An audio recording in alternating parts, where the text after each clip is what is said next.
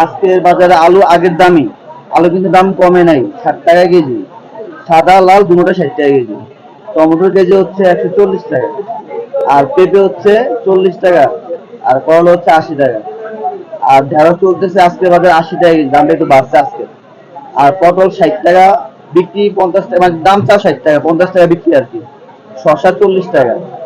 আর হচ্ছে আপনার লাউ প্রতি পিস 70 টাকা 80 টাকা লাউ। আর মরিচের দামটা আজকে একটু বাইরে গেছে, 300 টাকা কেজি। আর মাল এখন ওই নিমসা বাজার পর্যন্ত পাওয়া যাইতেছে না, যা আসতেছে উত্তরবঙ্গের মাল।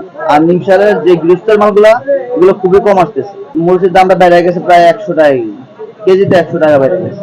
দাম বাড়ছে হচ্ছে যে আপনার এই করলার দামটা বাড়ছে, তারপরে ঢেঁড়সের দামটা বাড়ছে, তারপর বেগুনের দামটা অনেকটাই বেড়ে গেছে। আর বরবটি সিমের দাম একটু বেড়ে গেছে। মরিচের 300 টাকা কেজি, 300। ভালো মরিচটা, ভালো মরিচটা 300 টাকা কেজি।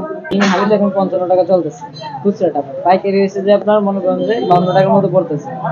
এখন আমরা একটু দাম বাড়ছে, আগের থেকে একটু তুলনায় বাড়ছে এখন বর্তমানে।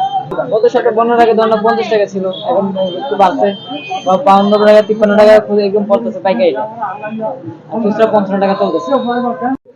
এই 110 টাকা, বন্যার আগে 100 টাকা ছিল।